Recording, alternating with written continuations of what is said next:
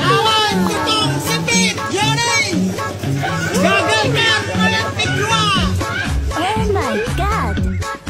Inilah detik-detik mantan sekretaris Kementerian BUMN Said Didu datang ke Polresta Tangerang untuk diperiksa pada Selasa 19 November 2024. Said terlihat didampingi oleh mantan Ketua KPK Abraham Samad dan Eros Jarot. Jadi jangan asal berteriak-teriak kau buntal, ikan buntal.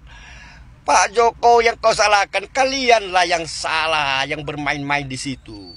Ya camat, Pemdanya, DPRD dulu memutuskan itu. Ayo, siapa kalian yang terlibat di sana? Bukan Pak Jokowi. Saya tidur. Yang muncul orang ini terus. Orang ini kalau belum terkena musibah ya masih eksis berkuar-kuar terus.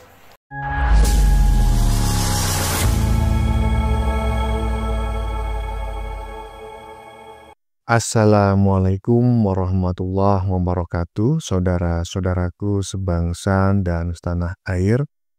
Dimanapun kalian berada, semoga kalian selalu dalam kondisi sehat walafiat.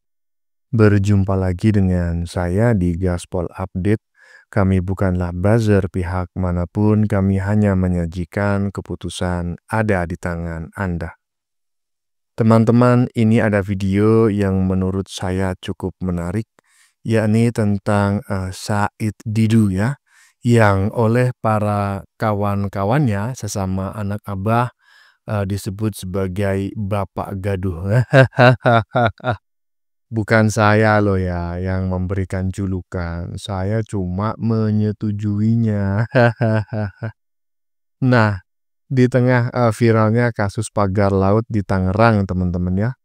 Akhirnya si Bapak Gaduh ini juga mulai kena batunya gitu loh. Netizen mulai ramai meminta pemerintah agar Bapak Gaduh ini juga diproses ya. Untuk mengetahui dengan jelas kepemilikan lahan seluas 10 hektar di lokasi tersebut, ya toh? Ya, ini menarik sekali. Di saat yang bersangkutan mati-matian menggiring opini publik agar rakyat membenci Jokowi, bahkan juga dengan sampai overacting nyemplung ke laut. Di saat yang bersamaan tidak sengaja sebetulnya dia juga sedang membuka peluang bagi dirinya sendiri untuk diproses.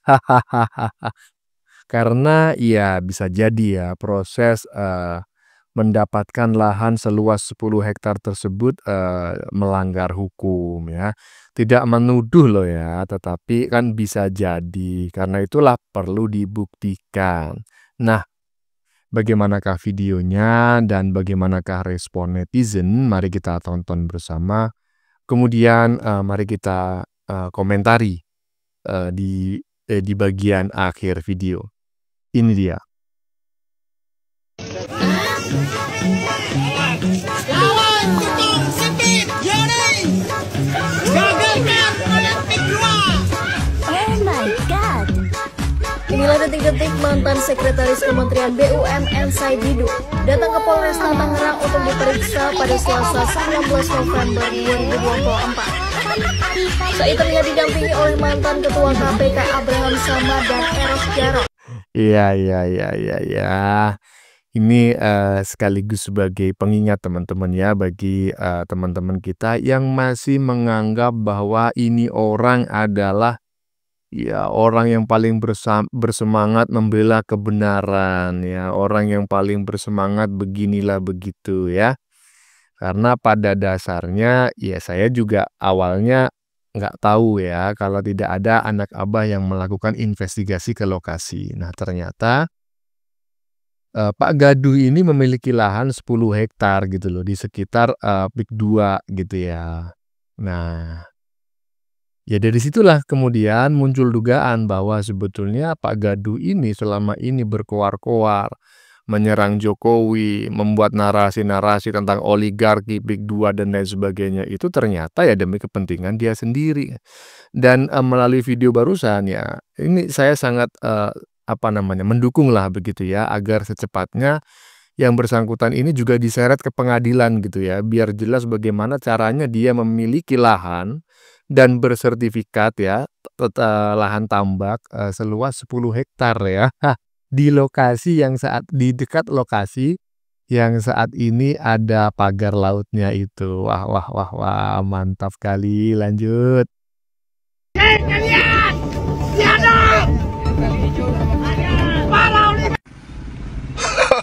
Hoi, kalian para penggarap biadab kalian. Ya termasuk kau Said Didu, ikan buntal. Kau kan penggarap di sana kau. Dari mana asal usul lahanmu ada di sana begitu luas, ha? Kau itu bukan nelayan, bukan pelaut.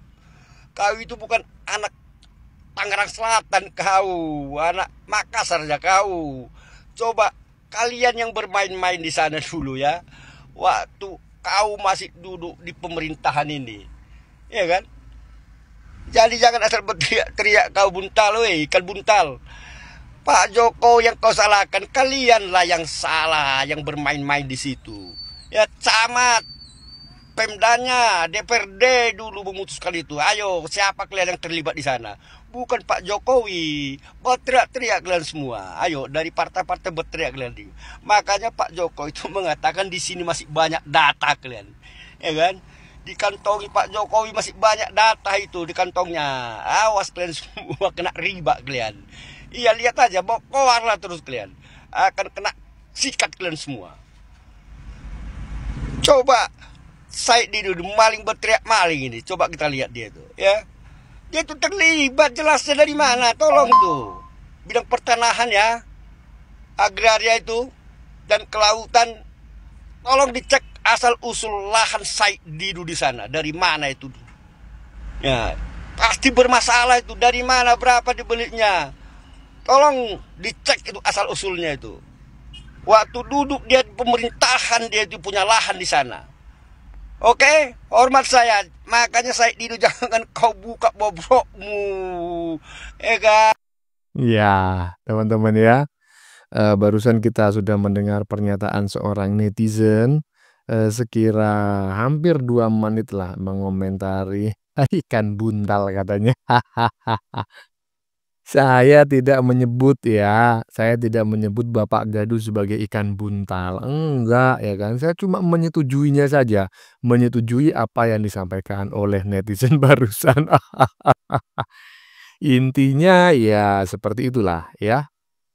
Jadi tadi Bapak Gadu mengatakan bahwa kalian oligarki biadab gitu ya. Nah, netizen barusan mengatakan kau sama aja seperti golongan mereka, ya kan?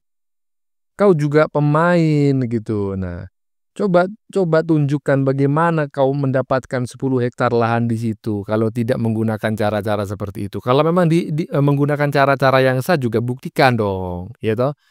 Iyalah, karena sepengetahuan saya sih ya, ini dugaan sebetulnya, tidak menuduh ya, dugaan. Kemungkinan besar lahan seluas 10 hektar itu didapatkan juga oleh Bapak Gadu itu pada saat yang bersangkutan masih menjadi sekretaris di sebuah BUMN. Kemungkinan besar ya. Kalau misalnya nggak sedang menjabat, kira-kira dapat uang dari mana? 10 hektar loh, nggak main-main itu, ya toh.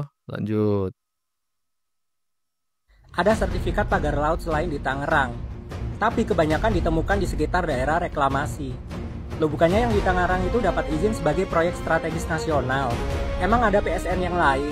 Kok bisa kepala desa setiap kali ditanya itu dulunya daratan lalu jadi laut karena abrasi? Padahal contoh di Tangerang itu areanya luas banget, 5,4 juta meter persegi atau 540 hektar. Dan justru area daratan bertambah karena sedimen terbawa arus menuju muara sungai Cisadane. Karena nggak percaya, warga ramai-ramai membuka Google Earth untuk melihat rekaman citra satelit dan membandingkan overlay-nya dari tahun ke tahun. Ternyata area kafling bersertifikat itu dulunya memang laut dan bukan daratan yang kena abrasi. Jadi kepala desa Kohot itu terbukti berbohong. Terus sertifikat kafling pagar laut selain di Tangerang gimana? Ternyata ditemukan 460 hektar kafling laut di area Subang. Dan warganya juga dicatut untuk sertifikat hak milik. Polanya selalu sama dan terulang lagi. Misalnya di pesisir Makassar, di Pamekasan Madura, dan ada yang lebih luas dari yang di Tangerang. Ini berada di Kabupaten Sidoarjo dan luasnya 656 hektar. Karena itu Pak Prabowo akan meninjau ulang kembali 280 proyek strategis nasional Jokowi. Kalau satu PSN di pagar laut PIK 2 kemarin aja Pak Jokowi digugat 612 triliun. Kalau di setiap PSN ada yang menggugat, jadinya berapa triliun ya? Aku suka membocorkan kejahatan Pak Jokowi. Follow kalau mau tahu bocorannya. Nah, ya kan? Nah, seharusnya Anda sebagai seorang konten kreator yang katanya itu suka membongkar-bongkar tentang fakta di balik Jokowi, seharusnya Anda juga harus konsekuen ya, karena kemarin Anda menuduh gitu loh ya. Walaupun mungkin Anda juga bisa mengatakan, oh saya nggak menuduh, cuma menduga gitu ya, bahwa pagar laut di Tangerang itu biang keroknya adalah Jokowi. Nah coba sekarang, apakah pagar laut yang ada di Sidoarjo, pagar laut yang ada di Subang, pagar laut yang ada di Bekasi, pagar laut yang ada di Pamekasan, pagar laut yang ada di Sumeneb, semua itu ulahannya Jokowi? Coba ya kan, dipikirlah, jangan main tuduh aja. Boleh lah nggak suka kepada Jokowi, karena kita nggak bisa melarang orang lain untuk benci atau suka terhadap orang yang lain, kan begitu ya. Mau Anda suka, mau benci kepada orang lain itu hak Anda, cuma jangan menuduh dan memfitnah gitu loh. Nah kemarin Anda dengan begitu bersemangat bahwa itu pagar laut di Tangerang katanya itu adalah ulahnya Jokowi. Nah sekarang coba buktikan, apakah pagar laut di daerah lain itu juga ulahnya Jokowi? Di Tangerang sekarang sudah mulai terungkap bahwa yang bermain adalah pihak desa. Jangan main-main lah menuduh orang ya kan, apalagi Pak Jokowi yang kau tuduh. Lanjut. Pak Said nggak takut, Pak? Kalau Said Didu sudah mengalah, maka negara ini sudah dikuasai mereka. Menyebabkan saya dipanggil oleh Tuhan, oleh Allah, maka inilah jihad saya yang terakhir. Yang lucu, saya tahunya 10 hektar. Di rootnya pembebas tanah PIK 2, malah lebih tahu luasnya tanah saya daripada saya. Kalau dia beli semua tanah dengan harga yang menguntungkan rakyat, saya punya pikiran, udahlah ambil aja tanah saya gratis. Saya sampaikan secara terbuka. Saya punya orang di dalam WA grupnya mereka. Keluar instruksi memang, hajar terus Said Didu. Karena Said Didu ini adalah istilahnya biang kerok terbukanya kotak Pandora kesalahan yang oligarki sudah membeli aparat hukum. Oligarki memegang semuanya dari semua. Bahkan oligarki yang menentukan siapa yang bisa jadi presiden. Dan oligarki ini sekarang repotnya adalah karena dia sudah masuk kepada hal yang sangat prinsip, mengambil tanah rakyat, mengambil tanah negara dengan cara mereka. Ini sudah sangat bahaya. Saya ingin mengomentari di bagian depan tadi teman-teman ya, sedikit kata-katanya ya. Apakah Bapak tidak takut Pak gitu ya? Yang dimaksud tentu teman-teman tahu ya. Katanya kalau sampai mengalah katanya, maka negara ini akan dikuasai sebentar. Dikuasai oleh siapa? Ya, saya sekarang ingin bertanya, Anda ini pengaruhnya seperti apa, kekuatannya seperti apa, hegemoninya seperti apa? Kok sampai mengatakan kalau Anda menyerah, mengalah, maka negara ini akan dikuasai. Dikuasai siapa? Saya tertarik teman-teman ya dengan pendapat salah satu netizen ya, kemarin sudah kami up ya di beberapa video sebelumnya, yang mengatakan, kau pun pindah negara dari Indonesia ini ya tetap seperti ini gitu loh. Orang baik dan orang jahat dimanapun itu ada, bukan hanya di Indonesia, di Mekah pun juga ada gitu loh. Jadi jangan terlalu membanggakan diri lah, bahwa kalau nggak ada saya Indonesia ini akan hancur, Indonesia ini akan kacau balau. Aduh, emang kau siapa? Gaduh. Udahlah, kalau kau merasa negara ini sudah rusak, mending kau pergi aja dari negara ini kalau memang sudah tidak betah gitu loh. Saya bukan mengusir ya, karena saya nggak memiliki hak untuk mengusir ya. Tapi kalau sudah nggak betah, ingin pindah negara, ya monggo aja gitu loh. Buktikan. Apakah nanti ketika kau sudah pindah ke warga negaraan ya, ke negeri leluhurmu sana, apakah Indonesia akan rusak, akan dikuasai oleh oligarki dan lain sebagainya, baru bisa dibuktikan. Lanjut. Prabowo, hati-hati dengan Menteri Jokowi, Menteri oligarki di dalam. Assalamualaikum, saya Didu. Yang muncul orang ini terus. Orang ini kalau belum terkena musibah ya masih eksis berkuar-kuar terus. Saya Didu, janganlah berusaha memecah belah Presiden Jokowi dan mantan Presiden Jokowi dan Presiden Prabowo. Anda mengatakan janganlah menterinya Prabowo, ada sebagian bekas menterinya Pak Jokowi karena oligarki. Yang kamu bilang oligarki terus. Bagi saya oligarki itu orang Cina, orang Yaman, orang manapun tidak penting. Yang penting orang itu ada kontribusi buat negara dan bangsa. Anda sendiri orang Indonesia kontribusinya apa? Buat gaduh kemana-mana. Kalau Anda keluar-keluar di mana-mana mengaku oligarki, ngomong oligarki, keluar-keluar mencari panggung di mana, kalau tidak ada cuan tidak mungkin. Yang kamu bilang itu rakyat mana? Raja yang mana? Terus Anda itu membenci Pak Jokowi sampai semedemikian rupa. Apa salah Pak Jokowi terhadap Anda? Sampai sekarang pun Pak Jokowi sudah tidak menjabat. Kamu sangkut-sangkutan terus. Ingat, berbuatlah baik sebelum ajal tiba. Salam. Iya, mudah-mudahan teman-teman bisa mendengar ya komentar netizen barusan terkait pernyataan si Bapak Gaduh di bagian depan tadi ya. Ya, jadi netizen barusan itu di bagian depan tadi mengatakan bahwa ini lagi yang muncul ya. Mungkin maksudnya adalah yang berseliweran di beranda Bapak ini ya ikan buntal tadi. Ada aja netizen ini ya. Itu manusia loh, kok disebut ikan buntal, itu pembela rakyat loh. Kok disebut ikan buntal itu loh, kurang ajar itu. Ya, balik lagi ke komentar netizen barusan yang berbaju biru bahwa katanya kalau nggak kena musibah katanya nggak bakal diam ini orang. Sebentar. Musibah yang bagaimana maksud Anda? Apakah musibah seperti yang dialami oleh para pembenci Jokowi lainnya, yaitu menghadap Tuhan Yang Maha Esa? Apakah itu yang Anda maksud? Seperti ya beberapa waktu lalu kan ada ya beberapa pembenci Jokowi yang pulang ke rahmatullah lebih dulu gitu, dan juga yang terbaru kemarin ini kalau nggak salah seorang orang yang mengaku pelukis lah begitu, yang melukis tentang Jokowi gitu, dan kemudian ya nggak sampai pulang ke rahmatullah sih ya, cuma terkena serangan stroke kalau tidak salah. Nah, apakah seperti itu maksud Anda? Waduh, jangan begitulah.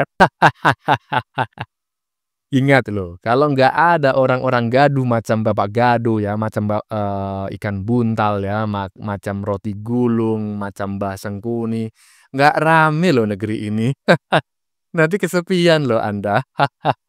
Nanti konten kreator macam saya ini bingung mencari konten gitu loh. Ya kan, karena nggak ada yang mau dikomentari, nggak ada yang mau di-reaction gitu.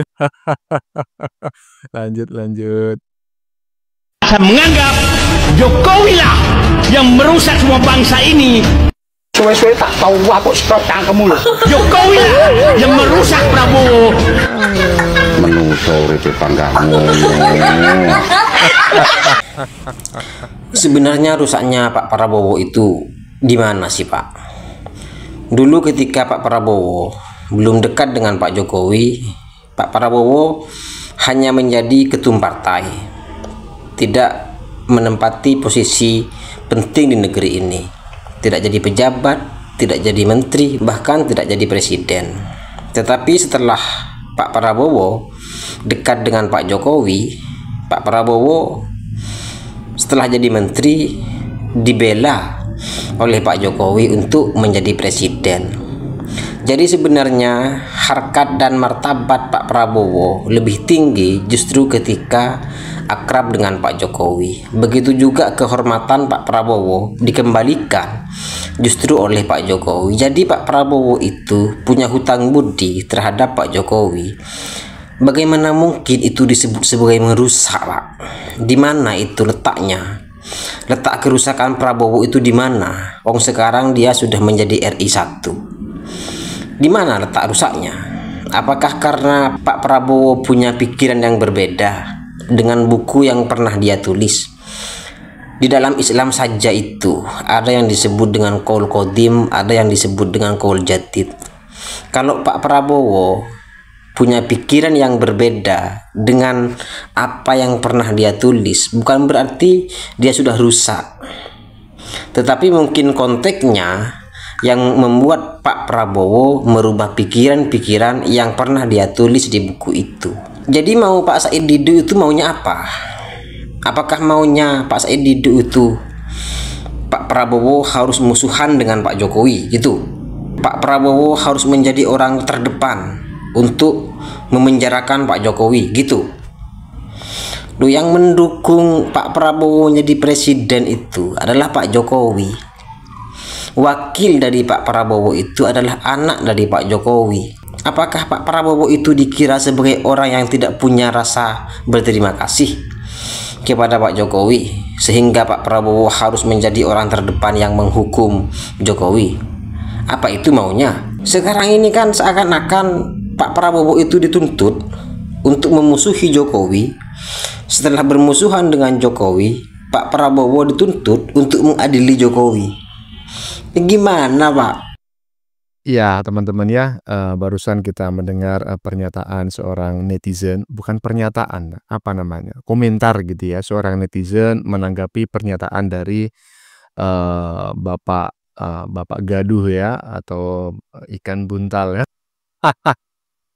yang mengatakan bahwa Pak Jokowi itu merusak Prabowo gitu, kurang lebih seperti itulah, dan dikomentari oleh netizen barusan di bagian depan. Dan saya ingin mengomentari itu saja ya, karena yang disampaikan netizen barusan cukup banyak ya, karena panjang dengan durasi hampir 3 menit gitu ya. Jadi saya komentari sedikit aja di bagian yang depan tadi.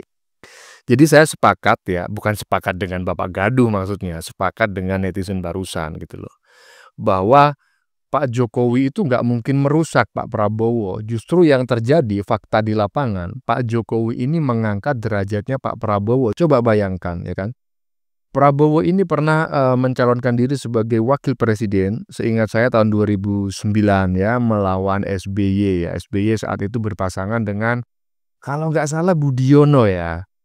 Dan Prabowo ini sebagai calon wakil presiden berpasangan dengan ibu ketum partai terbesar di Indonesia, ya toh? Kalah, ya kan?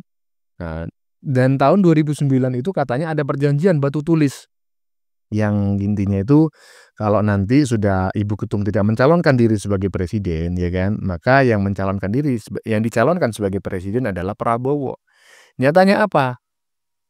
Perjanjian itu diingkari ya, dengan kata lain dalam tanda kutip ditipu lah ya, memang seperti itulah politik gitu. Nah, kemudian tahun 2014 ya kan, mencalonkan diri sendiri Prabowo, tidak didukung oleh partai terbesar di Indonesia. Partai terbesar di Indonesia malah mengusung Jokowi saat itu ya kan. Nah, dan Prabowo kalah. Tahun 2019 Prabowo kalah lagi ya kan. Nah, baru kemudian Prabowo itu diajak oleh Jokowi untuk masuk ke dalam parlemen, menjadi menteri pertahanan ya kan. Tahun 2024 kemarin Prabowo diinisiasi oleh Jokowi, dibantu dengan lain sebagainya ya, di-endorse sehingga Prabowo menjadi presiden.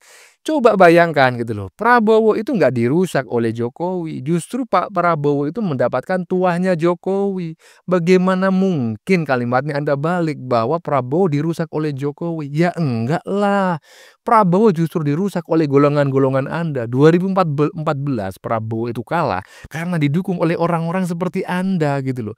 2019 kalah lagi karena pendukungnya masih tetap gitu loh. 2024 pendukungnya berubah.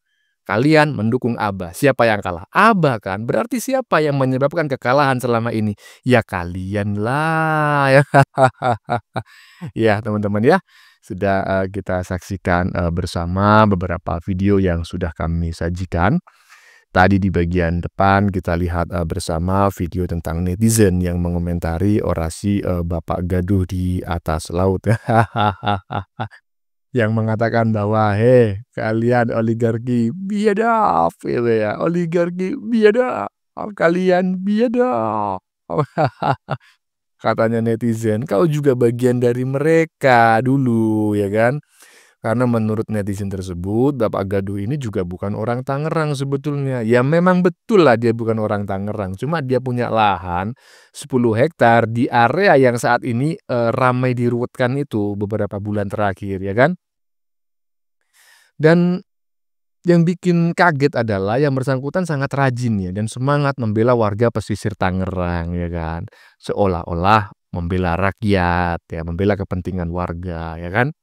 Padahal ya itu tadi, si Bapak Gaduh ini memiliki lahan ya di bibir pantai ya, seluas 10 hektar dan saat ini menjadi tambak, ya kan. Lah ini lahan dari mana, Pak? 10 hektar itu bukan main-main, uangnya nggak sedikit loh, Pak. Kalau ngelihat dari tampangnya Bapak ya kan, kayaknya kalau beli menggunakan uang sendiri, mohon maaf loh Pak ya, saya nggak menghina loh. Ini cuma prediksi ya kan Pak ya, dugaan lah dari orang awam seperti saya. Sepertinya nggak bakal bisa lah Pak untuk membeli lahan 10 hektar untuk dijadikan tambak semacam itu. Ya mohon dikoreksi kalau saya keliru teman-teman ya. Intinya pasti banyak pihak yang keliru ya, yang menganggap bahwa seolah-olah Bapak Gaduh ini tulus membela kepentingan warga. Nggak taunya punya lahan di sana.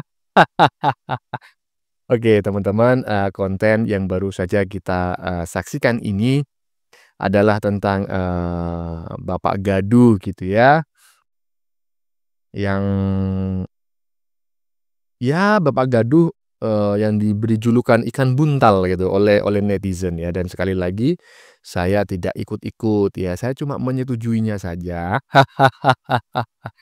Dan saat ini Bapak Gaduh ini mulai ya didesak oleh bukan didesak ya, yang didesak itu adalah pemerintah ya, agar juga menyeret Bapak Gaduh ini ke pengadilan untuk mengetahui ya proses